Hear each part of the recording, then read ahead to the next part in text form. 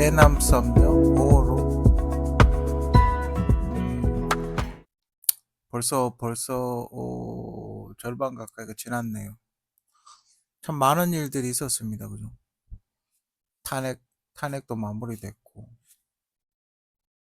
교황께서도 돌아가셨고, 또 지금 대구에 산불이 나서 지금,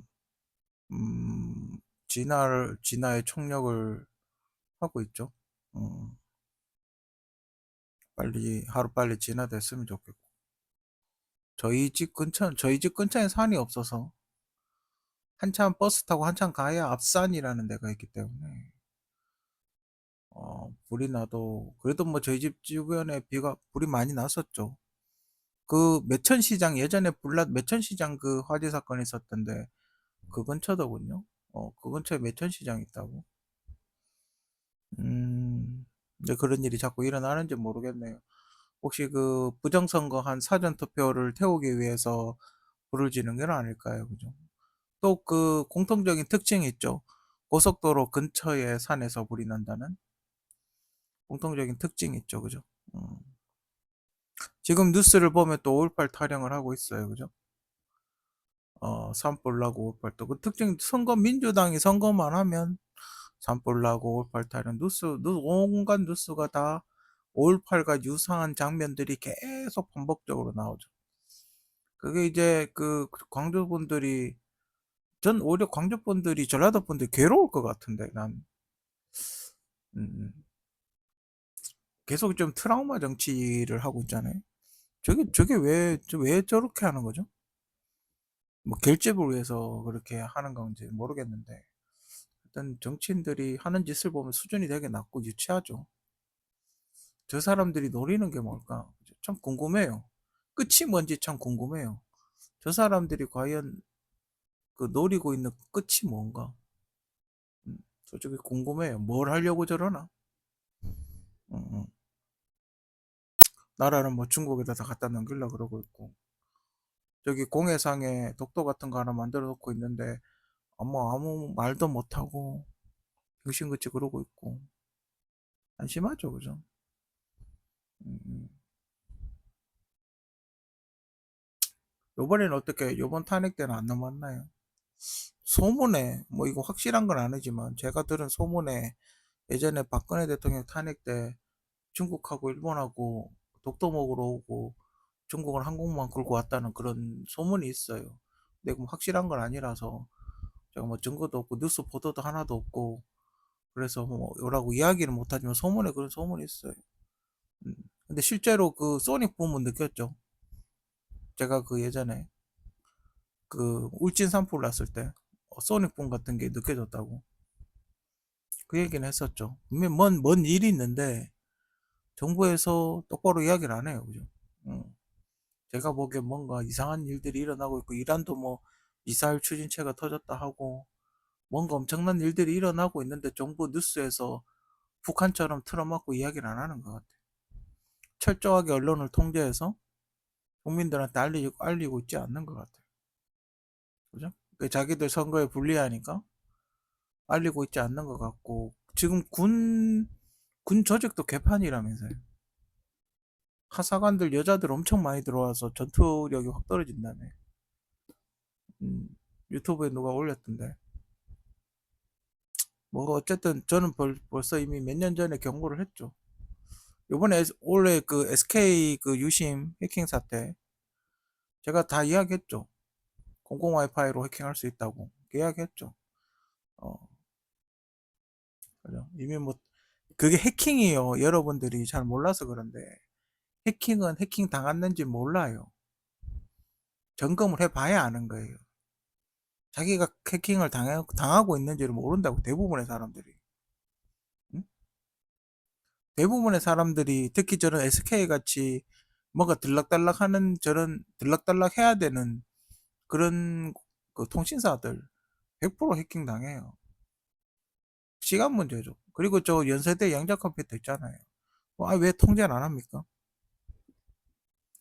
연세대 양자 컴퓨터가 있는 한 누군가가 그 양자 컴퓨터를, 뭐 연세대가 아니라 하더라도 양자 컴퓨터를 활용해서 정부 전산망 다 해킹할 수 있다는 거 다 알잖아요. 그죠?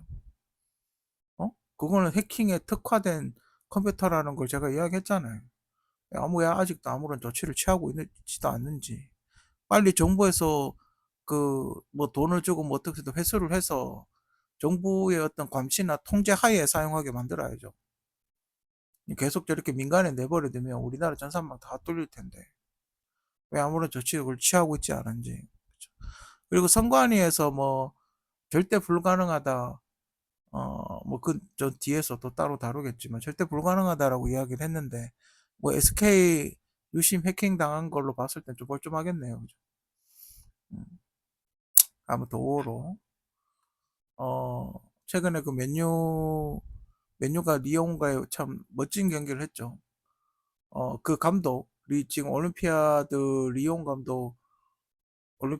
감독이 또 예전에도 붙었었거든. 로마 감독 때. 그때 이제 준우승 하긴 했는데. 그때 붙고 두 번째부터, 그때 2차전 때 되게 멋있었거든. 2차전 때 맨유가 졌거든요. 근데, 와, 이러다 지네, 막 역전되고 막 그랬어. 로마 감독도 나름 연구 많이 했는데, 뭐 안타깝다고, 이야기하긴 좀 그렇지만, 어쨌든 맨유가 우승을 했어요. 승리를 가져갔죠.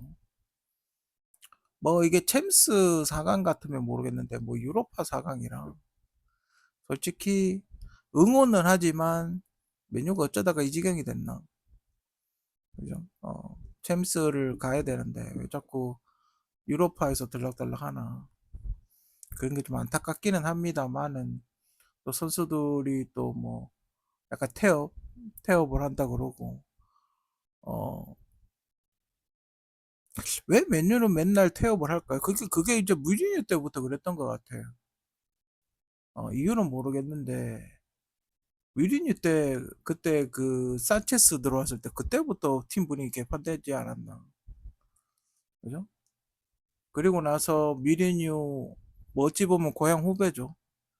어 미리뉴의 영향권 안에 있는 그 감독이 와가지고 또 비슷한 행동을 하고 있어요. 이 감독은 솔직히 내가 이런 말하면 좀 그렇지만 생각이 있는 건지 없는 건지. 어 뭐 후반기에 그럼 뭐 지금 성적도 바닥이잖아요.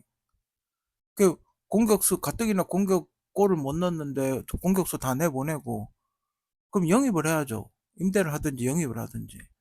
임대하고 영입 없이 그냥 간다 이 말이에요. 근데 MU가 지금 벌써 한 50게임 정도 했는 것 같던데. 맨유가 게임이 엄청나게 많죠. 왜 얘는 상위권에 올라가니까. 그렇지. 게임을 뛰면 상위권에 올라가기. 그냥 초반에 탈락하면 몇 게임 안 하겠지만 거의 끝까지 가 4강 이상 올라가잖아요. 끝까지 올라간단 말이에요. 홈앤 어웨이 하고 이러고 그러면 게임 수가 엄청 많아요. 지금 이틀에 한 게임씩 하고 막 그러잖아요. 며칠 전에 이틀에 한 게임씩 하고 그랬잖아요. 유로파 뛰고. 그리고 유로파 가면 비행기 타고 왔다 갔다 하는 시간이 있기 때문에 실질적으로 훈련할 수 있는 시간이 없다 이 말이에요. 그러면 A조, B조 짜가지고 투스쿼드 해야 될 거 아니에요. 그죠? 그 투스쿼드 하라고 투스쿼드 만들어 놨는데 가뜩이나 공격수 없는데 공격수 다 임대 보내버리고 나가라 그러고. 지금 맨유가 솔직히 산초 빼고는 임대 보내면 안 되는 형편이잖아요. 어떻게든 데리고 있고 훈련을 시켜서 팀 전술 훈련 해가지고 어떻게든 써먹을 수 있게 만들어야지. 그게 맞지 않나요, 여러분들? 여러분들 생각은 어떻습니까? 근데 제가 제 입장에서 봤을 때는 어떻게든 선수를 훈련을 시켜가지고 게임을 뛰게 만드는 게 지금 당장 영입할 거 아니면 어떻게든 선수를 설득시켜가 뛰게 만드는 게 그게 맞지 않아요? 근데 도저히 안 되면 보낼 수도 있겠죠. 보낼 수도 있겠지만 지금 맨유의 어떤 재정 상태 여러 가지로 봤을 때는 선수를 잘 설득시켜 가지고 어, 팀 훈련에 참여하게 만들어서 무조건 나가라고 하긴 그렇죠. 그죠? 팀 훈련에 해서 참여시켜서 어떻게든 살릴 방법을 찾아야죠. 그죠? 그렇지 않습니까? 지금 봐봐요. 지르크지도 햄스트링 왔죠. 어, 지금 그 친구 뭐 데리트도 뭐 머리 터진 그 후유증인지 모르겠는데 경기 안 나오고 있죠. 음. 저 무리뉴 같이 그런 스타일로 경기 팀을 운영하면 팀 내에 남아있을 사람이 없어요. 다 내보내야 되지. 미리뉴가 맨유에 그때 2년 동안 있으면서 얼마 쓴지 압니까? 1조 2천억 썼어. 1조 2천억. 1조 2천억이면 조금 더 보태면 구단 하나 인수해요. 2부 리그 팀을 하나 인수한다고 1조 2천억이면. 그렇게 돈을 많이 썼으면서 그 같은 방식으로 하면 뭐 몇 년은 그때야 재정이 좀 여유가 있을 때면 모르겠지만 지금 재정이 안 좋잖아요. 그러니까 좀 저렴한 선수 데리고 오다 보니까 성적이 낮잖아요. 음? 만약에 어린 선수를 데리고 와서 장기적인 플랜으로 뭔가 하려고 하면 그럼 장기적인 플랜에 대한 어떤 계획을 갖고 어떤 이 기술이나 뭐 이런 걸 가르치든지 뭐 지금 봤을 때는 호울련이나 이런 선수들이 보면 기술에 어떤 이렇게 습득하는 게 거의 없는 것 같은데 음, 음. 왜 맨유 선수들은 헤딩을 안 하죠? 심지어 그 지르크지 선수는 도르트문트에서 바이에른 뮌헨에서 온 것 같은데 독일 하면 헤딩이잖아요. 독일 하면 옛날에 월드컵에서 헤딩으로 4연패한 팀이 독일인데 헤딩을 못해. 음. 공격 루트가 뻔하다 보니까 상대방은 그냥 골대 앞에 10명 서 있는 골대 앞에 10명이 서 있죠. 옛날에 우리나라 왜 국대 경기 하면 맨날 그 골대 앞에 10명 서 있잖아요. 그러면 골 못 넣고 지쳐가지고 역습당하고 맨 그런 스타일로 하고 있는 거예요. 조롱을 하는 건지 모르겠는데 그런 스타일로 하고 있죠, 그죠? 계속. 음, 아무튼 그렇습니다. 전 뭐 여러 가지 분본이 있어요. 선수를 바꿔야 된다. 감독을 바꿔야 된다. 감독은 계속 장기적으로 가야 된다. 뭐 그런 얘기 하는데 저는 글쎄요. 저는 선수가 문제가 있다고 생각하진 않습니다. 왜? 지금 유로파가 무패잖아요. 유로파에서 한 번도 안 졌어요. 그건 감독이 문제죠. 리그 순위만 낮잖아요. 유로파는 무패라고요. 어찌됐건 지금 4강 가는 지금 한 3게임 정도 남았잖아요. 3게임 정도 남은 이 순간에 유로파는 무패라고요. 그러면 감독한테 문제가 있는 거죠. 선수는 잘하고 있다는 거예요. 만약에 선수들이 개판이면 양쪽 다 성적이 안 좋아야죠. 그죠? 어, 감독이 못하는 거예요, 감독이. 감독이 어떤 플랜이 없는 거예요. 감독이 경험도 없고 플랜도 없고 자기만의 전술 그 뭐 약간 제트기 비슷하게 만든 전술 가지고 약간 제트기에서 날개 내린 듯한 그런 윙을 약간 내린 듯한 그런 느낌이잖아요. 음, 이, 이 공을 돌리는 패턴이 이상해요. 다이아몬드로 돌리잖아요. 그러니까 긴 다이아몬드 형태로 공을 돌리잖아요. 갑자기 전진을 하다 뒤로 확 패스를 해, 백패스를 해. 그렇지 않아요? 여러분들 맨유 경기 한번 봐봐요. 공을 이렇게 갑자기 하다가 저 뒤에 그 풀백한테 공을 갑자기 패스를 해요. 갑자기 앞으로 막 가다가 이상해요. 이 공을 돌리는 이 공이 못 이기게끔 돼 있어요. 그리고 이 사람이 내가 보기에는 맨유의 그 전략 전술 소스를 퍼가지고 지금 그 스포리팅에 갖다 주는 것 같아요. 빼돌리는 거죠. 일종의 산업 스파이 같이 빼돌리는 거죠. 그래서 스포르팅은 지금 성적이 굉장히 좋죠. 그죠? 골도 많이 넣고, 요케레스인가? 그 친구가 골도 되게 많이 넣죠. 그러니까 지금 맨유의 그 서버에 저장되어 있는 소스를 감독이니까 보겠죠. 그 소스를 빼서 스포팅에 갖다 주고 그걸 미리뉴하고 펩 가르디올라하고 다른 팀들이 쳐보고 뺏기는 것 같아요. 응? 제가 보기엔 그래요. PSG 전술 보셨습니까?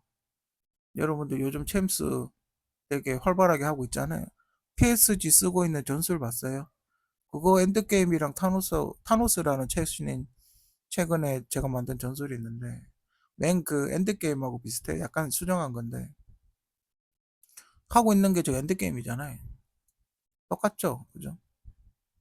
음, 약간 쇼패스로 올라가는 그 뭐 좀 다를래나 그게 똑같아요. 타노스를 하고 있어요. 그 엔드게임하고 스테이크를 위주로 하고 있죠. 지금 또 바이런 미넨도 스테이크 쓰고 있죠. 그 김민재가 최종 수비잖아요. 그러니까 김민재가 없으면 안 되죠. 그죠? 그러니까 김민재가 아킬레스건 염좌 있는데도 김민재 외에는 이 전술을 완벽하게 아는 사람이 없으니까 무조건 김민재를 쓰는 거예요. 그죠? 음, 아무튼 그렇습니다. 세계 축구계가 하루빨리 자기들의 전술을 감독들이 각성해서 자기만의 전수, 독특한 전술을 만들어내기를 바랄 뿐입니다. 제발 좀 그만 좀 쳐베끼세요. 왜? 부탁 좀 합시다. 저도 다른 감독의 새로운 전술을 보고 싶어요. 제가 만든 전술이 아니라 다른 사람이 만든 전술을 보고 싶다고요. 어? 뭐 능력 없으면 나가시든지, 그쵸? 응? 은퇴하시든지, 아니면 좀 쉬다가 전술 만들어서 다시 나오든지, 응? 어디 뭐 패스트푸드점에서 햄버거 사는 것처럼, 응? 그래 놓고 저거가 만들었다고 우기고 앉아있고. 아무튼 그렇습니다. 축구를 보고 있으면 좀 역겹고요. 토약질이 나올 것 같아요. 예. 아무튼 자기 전술로 축구하시기 바랍니다.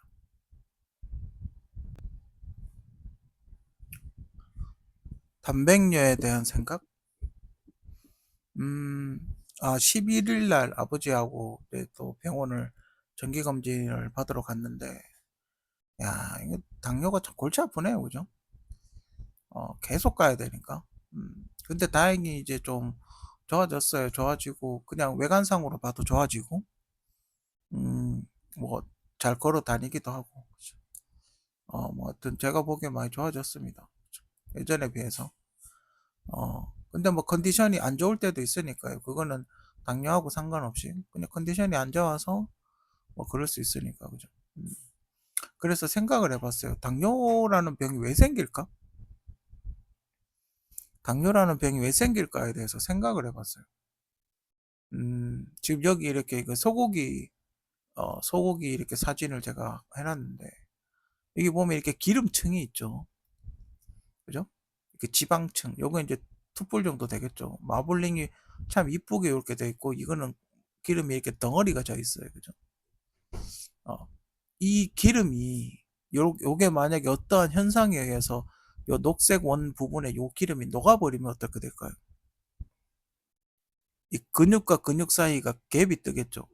그러니까 계곡 같은 게 생기겠죠. 이게 다 녹아버리면. 그죠? 이쪽에 툭불 같은 경우는 녹아도 크게 문제가 되지 않아요. 그죠? 음.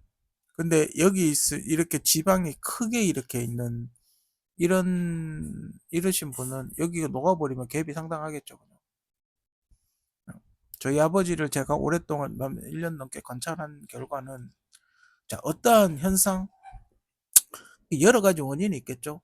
뭐 독극물일 수도 있고, 뭐 몸에서 열이 많이 나서 술 많이 먹어서 그럴 수도 있고, 하여튼 여러 가지 원인이 있겠죠. 불화수소 같은 게 침투해서 녹여버릴 수도 있고, 아니면 뭐 방사능 같은 게 들어와서 녹여버릴 수도 있고, 뭐 그렇습니다. 어찌됐든 그 원인은 정확하게 모르겠지만, 이 기름이 녹는 것 같아요. 음, 제가 개인적인 생각으로 봤을 때는 여러 가지 원인에 의해서 요 기름이 녹는 거죠. 그러니까 갭이 뜨니까 몸이 이렇게 수축을 해버리죠. 그죠? 어, 몸이 수축을 해버리겠죠. 자, 여기서 이제 요게 포인트예요. 뭐가 포인트냐면, 자, 그럼 이 기름, 없어진 이 기름, 녹아버린 이 기름을 다시 기름으로 채울 것인가? 아니면 근육으로 채울 것인가? 이 말이에요. 그래서 제가 단백질 식단을 하시라는 거예요. 자, 보통 당뇨가 걸리면 병원에서 뭐라 그래요? 칼로리가 낮은 오이 같은 걸 먹어서 어, 그 칼로리 조절해서 그 당을 줄이라 그러죠. 그러니까 당이 생성되는 양을 줄이라 그러죠. 그래서 당뇨를 어쨌든 막아야 된다. 뭐 아, 그러니까 혈액 안에 그 혈당 수치를 낮춰야 된다. 이렇게 이야기를 합니다. 근데 문제는 그렇게 하면 일시적으로 낮아질 수는 있겠죠. 그죠? 일시적으로 혈당을 낮출 수는 있겠죠. 당이 그러니까 적으니까. 그러니까 탄수화물을 먹어서 포도당으로 변하고 그게 다시 지방이 되는데 어, 오이 같은 거 먹으면 그냥 물로 나오겠죠, 소변으로. 그리고 이 지방이 그 포도당이 그러니까 엉긴 거면, 그러니까 오이 같은 차가운 식물을 먹어가지고 이 속에 열이 나는 걸 내려야지 이렇게 다시 굳겠죠, 이렇게 지방이. 그렇지 않겠습니까? 이렇게 기름이 이렇게 덩어리지겠죠, 버터처럼. 그죠? 그렇기 때문에 그 그거는 근본적 그럼 또 그 열이 나는 어떤 원인이 또 발생을 하게 되면 이 부분은 또 요거 녹아내린다 이 말이에요. 그래서 당뇨가 안 낫는 거예요. 그러니까 오이 식단을 하면 일시적으로 혈당이 낮아질 수는 있겠지만 안 낫는 근본적인 병의 해결이 안 낫는다 이 말이에요. 그죠? 무슨 소리인지 알겠죠? 그래서 요 지방을 단백질로 채우란 말이에요. 그죠? 삼계탕 먹고 단백질로 채우란 말이에요. 그러면 어떻게 될까요? 몸에 힘이 붙겠죠. 그죠? 몸에 힘이 붙겠죠. 그죠? 일단 힘이 세질 거예요. 근데 저 의사가 이제 단백뇨가 나온다고 이야기를 하니까 신장내과 가서 이렇게 뭐 상담을 했는데 근데 여기 카톨릭 병원 의사는 예전에도 그렇고, 근데 왜 우리 아버지가 신장내과 쪽인지는 정확하게 모르겠는데, 뭐 신장에 문제가 있나 보죠. 자기들을 판단하기에는.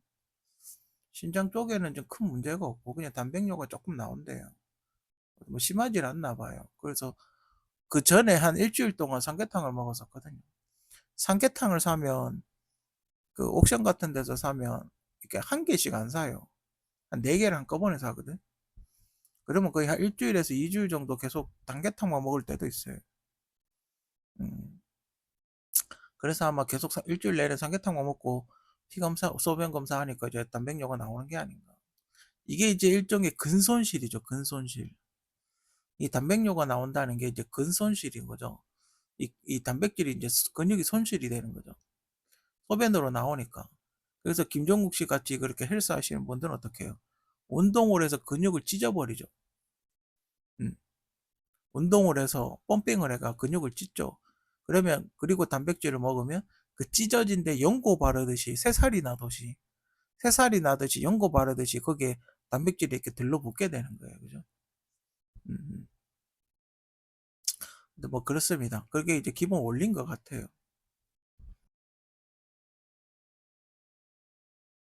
그래서 이 자가 진단하는 법이 뭐냐? 주먹을 이렇게 꽉 쥐어 보세요. 음, 음. 힘이 없으신 분들 있잖아요. 몸이 아프시면 무거운 거 들거나 이런 거 못 하실 거 아니에요. 그죠? 힘을 이렇게 꽉 쥐어 보세요. 주먹을. 꽉 쥐어지나? 아니면 헐렁하게 쥐어지나? 그러니까 주먹이 만약에 꽉 쥐어지면 좋아진 거고, 만약에 주머니 헐렁헐렁하면 단백질을 더 드셔야 되는 거죠. 그러니까 요 기름이 이 거리가 계곡이 생기니까 힘이 안 들어가는 거예요. 그러니까 우리가 기계에서 유압을 넣잖아요. 포크레인 같은 거 이렇게 흙 펄 때 유압이 들어가거든요. 기름에 힘이 들어간다 이 말이에요. 근데 이 골짜기가 생기게 되면 간격이 벌어지니까 유압이 제대로 안 들어가는 거예요. 자가 진단하는 보면 주먹을 이렇게 꽉 쥐어 보면 알아요. 어, 어. 그래서 만약에 단백뇨가 좀 심할 경우, 단백뇨가 좀 병원에서 심하다, 각별히 주의를 요한다, 이제 이렇게 이야기를 하면 줄이면 되죠. 그죠? 여러분들이 요리를 해보시면 아는데, 지금 여기 있는 소고기를 이렇게 구우면, 여기 근육은 잘 안 녹죠, 그죠? 근데 기름은 다 녹아버린다, 이 말이에요. 물론 기름 중에도 겉에 이게 잘 녹는 게 있고 안 녹는 게 있지만, 대부분 이 근육보다는 기름이 잘 녹는다, 이 말이에요. 그죠? 여러분들이, 그럼 설령, 만약에 이거를 단백질 식단을 해서 여기를 마블링 투뿔처럼 이렇게 근육을 이렇게 만들면, 설령 몸에 또다시 열이 나고 술을 먹는다 하더라도 이게 녹아내리지 않는다. 녹아내려도 조금만 녹아내린다 이 말이에요. 그죠? 이게 와장창 이렇게 내려오지 않는다 이 말이에요. 그죠? 그런 걸 항상 생각을 하시고, 그리고 단백뇨 나온다는데 또 그래도 삼계탕 먹어야지 이러지 마시고, 그 다음부터는 뭐 이렇게 고기를 갈아 드신다든지 아니면 생선을 드신다든지, 그죠? 그런 걸 약간 줄이고, 아니면 두부라든지, 그죠? 두부에도 그 단백질이 있거든요. 콩나물, 두부 이런 거에도 단백질이 있으니까 오징어 같은 거 드신다든지, 그죠? 그런 걸 드셔서 조금 이렇게 소화 흡수가 잘 되게끔 하는 게 좋습니다. 이게 그 단백뇨가 나온다는 건 이건 제 개인적인 생각이에요. 안에 이게 요 지방이 녹은데도 단백질이 다 꽉 찼지 않나. 그죠? 이제 꽉 차서 이제 소변으로 조금 나오는 게 아닌가. 저 개인적으로 그렇게 생각하고, 근데 단백뇨가 또 심각하면 그 신장이 안 좋다 그러니까. 신장이 또 안 좋아지면 골치 아프거든요. 근데 나 한 가지 되게 의문스러운 게, 저희 아버지가 입원했을 때 저한테 투석해야 된다 그랬거든요. 염증 수치가 높아서 투석을 해야 된다 그랬어요. 근데 퇴원할 때 왜 항생제는 안 주고 당뇨약만 줬을까요? 그죠? 투석을 해야 될 정도로 몸의 염증 수치가 높았는데 왜 항생제를 주지 않았을까요? 신기하죠? 이 사람들 조금이라도, 왜 그럼 그 퇴원했을 때 그렇게 투석을 할 정도로 염증 수치가 높았으면, 그죠? 항생제를 줘야죠. 조금이라도, 한 달, 일주일이라도 항생제 투약을 했었어야죠. 그죠? 이 사람들은 그냥 당뇨약만 줘요. 신기하죠? 신장내과 가서 진찰 받아도 야, 투약이 없어. 그래서 안 갔어요. 원래는 가야 되는데 약 받는 게 없는 거예요. 그죠? 굳이 진료비를 낼 필요가 없잖아요. 어차피 처방이 없는데 그냥 검사만 하고 마는 거예요. 이 병원이 좀 이상해. 옛날에 하반신 마비 당했을 때 갈 때도 그렇고. 근데 이 병원이 3차 병원이랑, 이게 2차 병원일 것 같으면 안 가버릴 텐데, 이게 3차 병원이에요. 가톨릭 병원이. 최근에 뭐 또 사고 하나 쳤죠.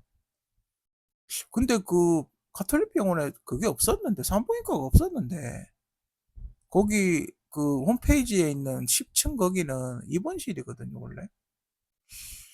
입원실인데 뭐 최근에 정부에서 산부인과 만들어라 그랬나 보죠. 입원실을 뜯어내고 산부인과를 만들었나 봐요.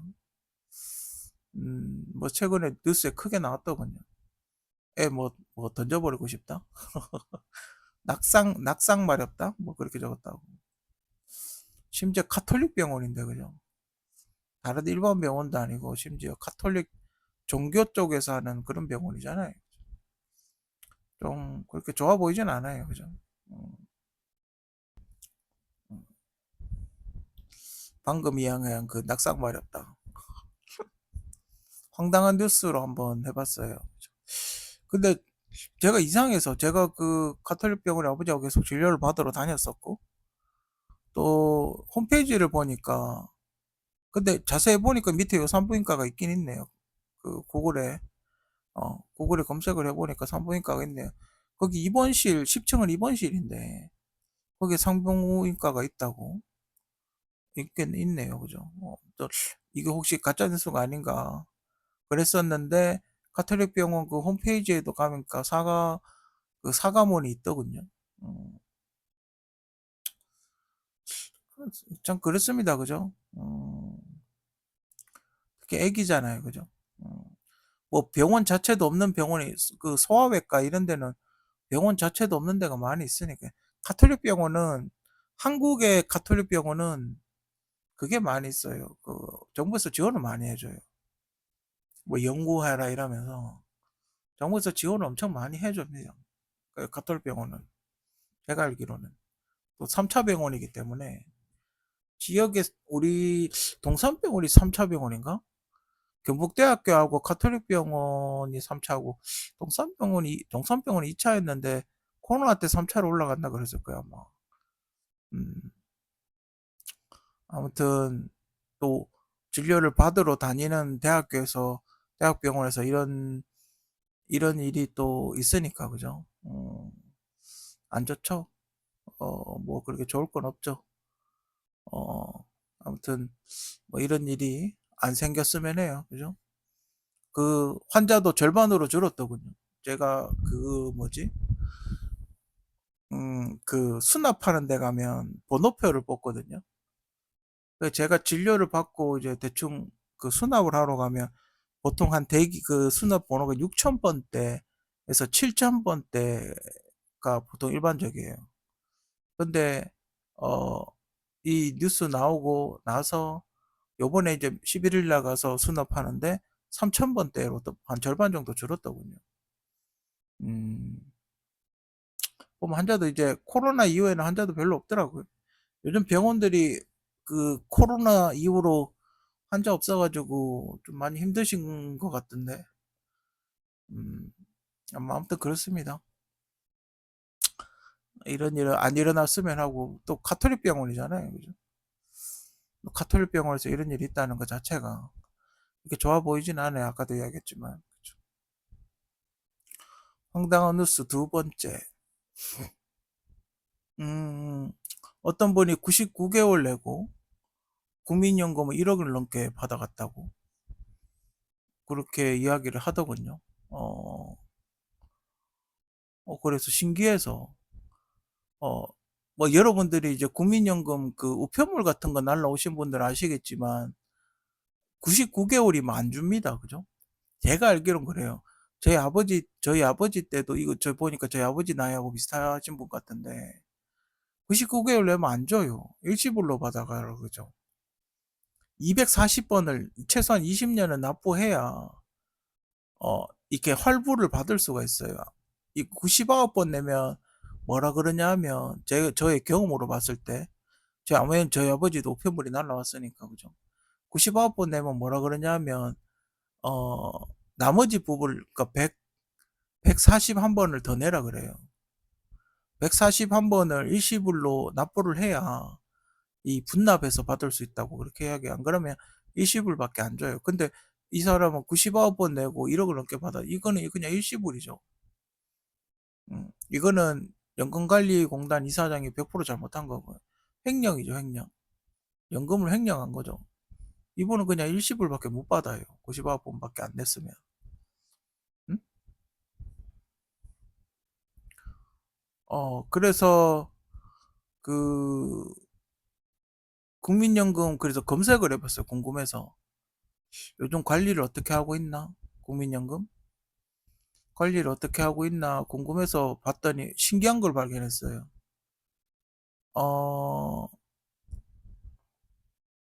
어, 여기 보면, 여러분들 검색해 보시면 바로 나옵니다. 국민연금은 18세 이상 60세 미만 국민이면 가입할 수 있으며, 최초 가입 기간 120개월 10년 채우고 수급 연령이 되면 평생 노령연금을 받을 수 있습니다. 이렇게 나와요. 이거 240번인데, 120개 10년이라고 이렇게 딱 적어놨네. 이게 구글 검색하면 이렇게 나와요. 근데 전 세계적으로 20년입니다. 일본도 20년, 아마 미국도 20년일 거예요. 10년 하고 나서 줄은 데는 없습니다. 대부분 다 연금은 20년을 납입을 240개월 납입해야 보통 다른 나라들도 다 그래요. 근데 이 120년 채우고 연령을 받을 수 있다? 만약에 이게 사실이면 지새끼 정책이죠, 이거. 우리 보고 240개월 내라 그래 놓고 저거는 120개월만 내겠다? 가뜩이나 돈도 없다 그러면서 연금 고갈될 거다 그러면서 지 새끼들은 120년 내고 받아가라? 어?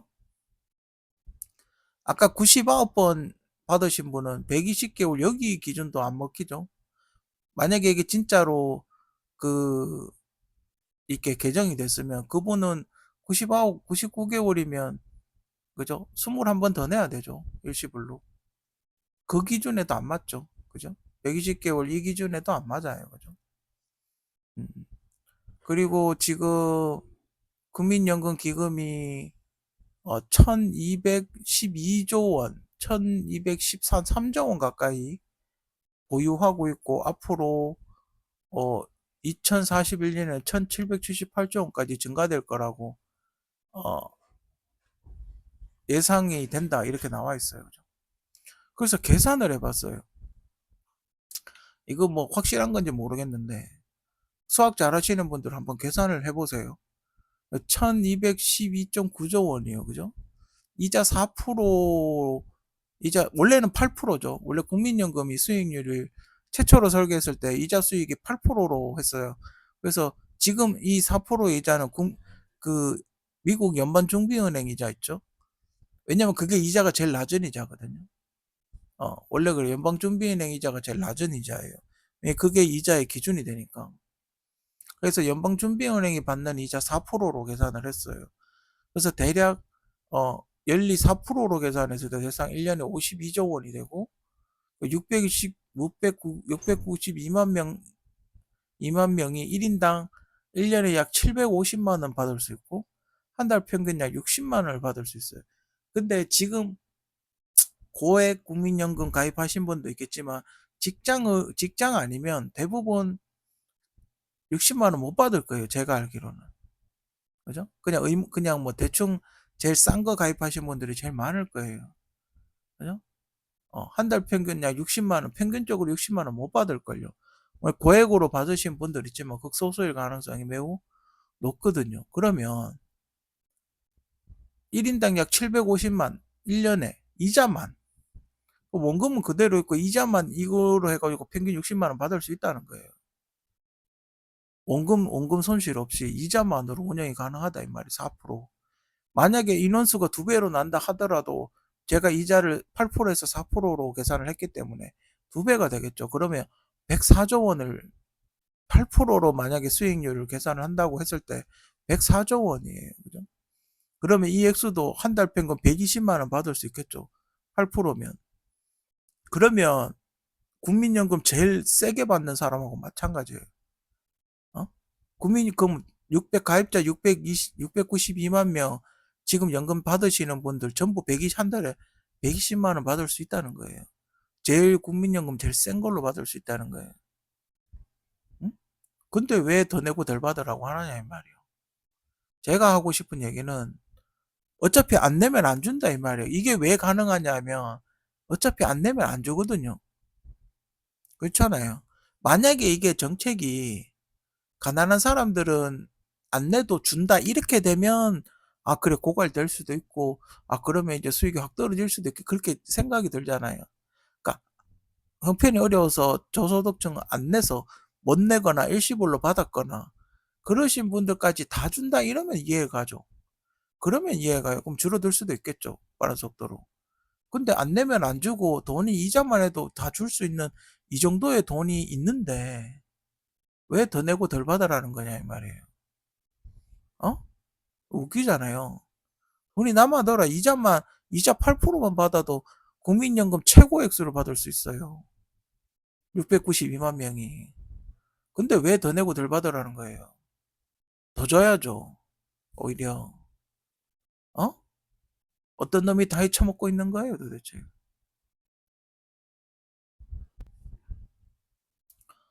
얼마 전에 그 선관위에서 또 뭐 옛날에 노트북 같이 뭐 그렇게 시연회 같은 걸 했나 봐요. 근데 거기에선 아무 문제가 없을 수 있죠. 문제는 표를 운송하는 과정, 그리고 표를 보관하는 과정, 그리고 서버에 있는 데이터, 뭐 그게 문제가 있는 거지. 뭐 투표하는 거 왔다 갔다 도장 찍는 거 그게 뭐 큰 문제가 있을 게 있습니까? 물론 그거는 별다른 문제가 없어요. 서버를 봐야죠, 서버를. 서버가 해킹이 됐나 안 됐나 보고 통관 과정이 좋나, 그리고 표를 썩지 않았나, 또 그 표가 그 다른 데서 인쇄하거나 부정투표 두 번 투표한 거 없나, 그리고 그 4초에 한 표씩 찍은 건 어떻게 해명할 건가, 뭐 이런 걸 해야죠. 뭐 와서 뭐 아무 의미 없는 그런 걸 하고 앉아있어요. 그죠? 봉인을 뜯고 표를 넣는 건 아무 문제 없다. 황당한 뭐 영상이 하나 나왔죠.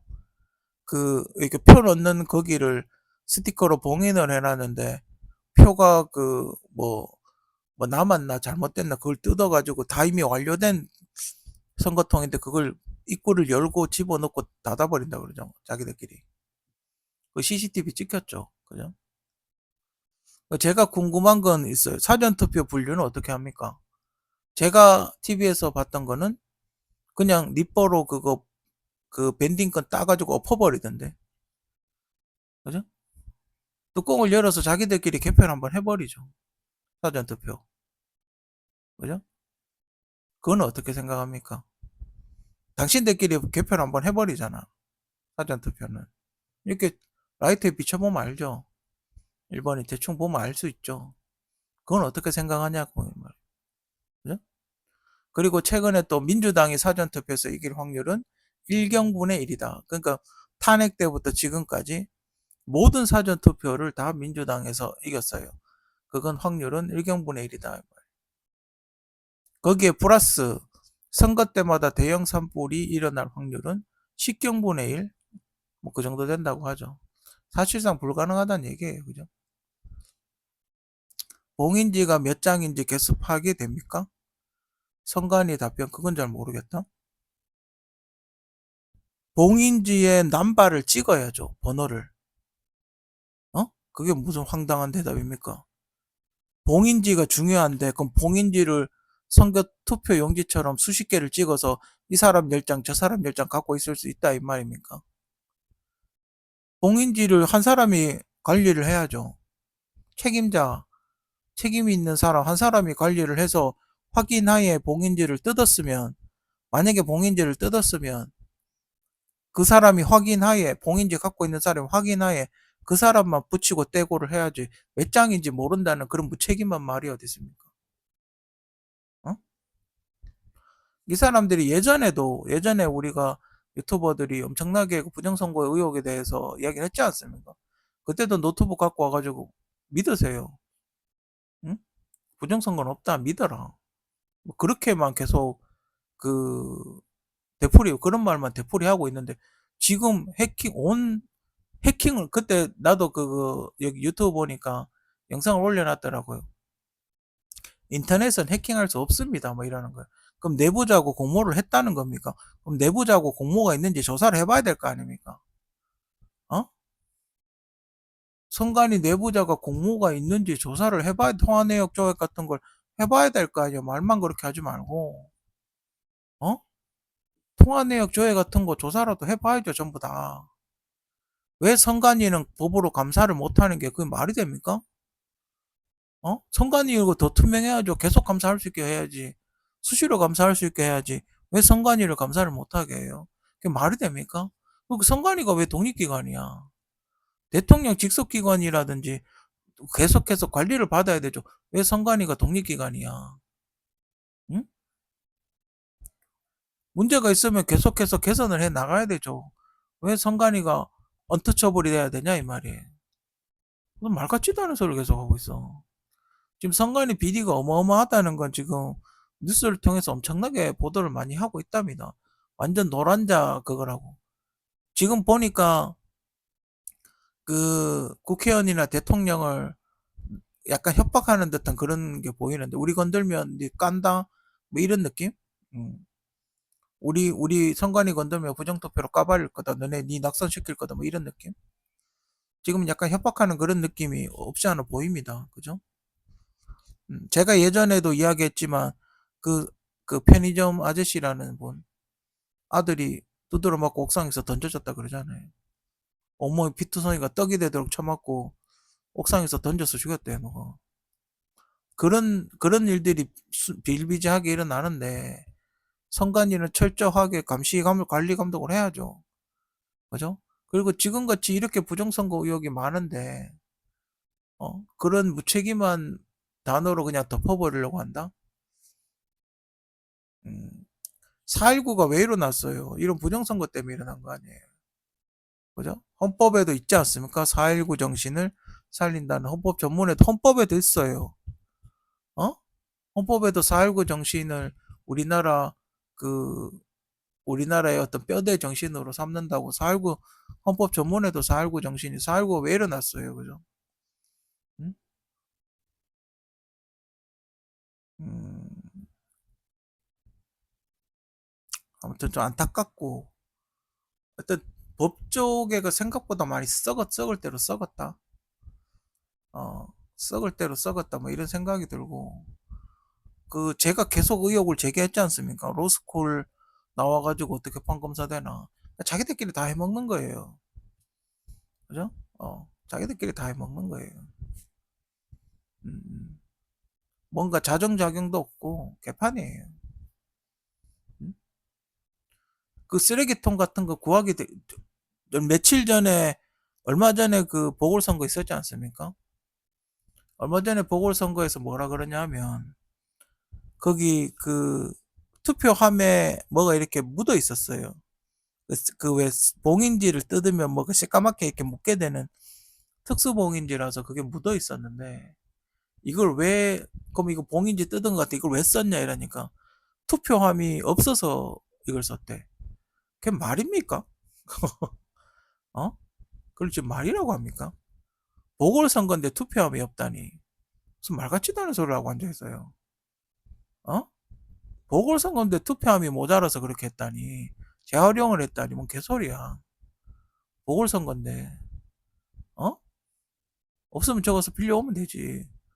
어? 뭔 개소리야. 어? 이런 황당한 소리를 해도, 어? 이걸 그냥 국민들 보고 그냥 믿으라니.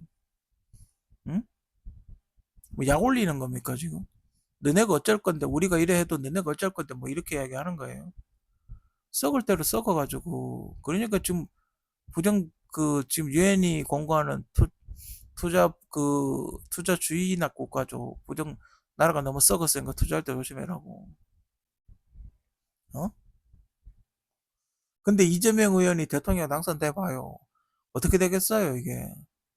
온갖 법을 다 뜯어 고칠 텐데. 어? 좀 황당하지 않습니까? 이런 대한민국에 살고 있다는 게. 지금 제가 예견했던 대로 그대로 가고 있죠. 민주당에서 모병제 들고 나왔다며. 진짜 조만간에 뭔일 터지겠네, 그죠?